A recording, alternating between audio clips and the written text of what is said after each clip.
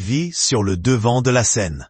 Décédé en août dernier, Alain Delon laisse de nombreux fans dans une tristesse immense. En effet, le papa d'Anthony, Anouchka et Alain Fabien a disparu brutalement à l'âge de 88 ans. Dans le livre Les derniers mystères Delon, tous ces secrets révélés de Bernard Violet, paru aux éditions Robert Laffont, on en apprend plus sur sa seule épouse, Nathalie, la maman d'Anthony. Et apparemment, entre les deux époux, les tensions pouvaient être palpables. Roche, journaliste Nadler, n'a pas terminé lorsqu'elle m'évoque encore les bagarres épiques dont Nathalie serait toujours victorieuse.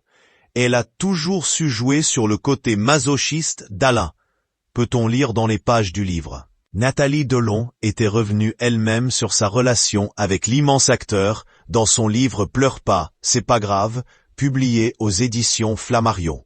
Elle s'était confiée sur sa première rencontre avec le comédien. Alors qu'elle était présente à une soirée, la jeune femme va voir un homme assis sur son sac. Elle va lui demander de se lever. Mais sans même me laisser le temps de finir ma phrase, l'individu m'avait répondu qu'il n'avait pas mon sac et que je lui foute la tête. Agacé, je l'avais alors bousculé et affublé d'un nom d'oiseau avant de foncer vers la porte. Alors, Nathalie ne se serait pas rendue compte qu'elle parlait à Alain Delon. J'aurais eu bien du mal à reconnaître dans la pénombre enfumée de la boîte, même si quelques mois auparavant, j'avais été impressionné par sa beauté et sa performance dans Plein Soleil.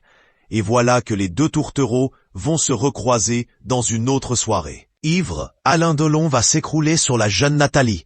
Ce fut notre premier contact. Très physique en somme et pas vraiment romantique.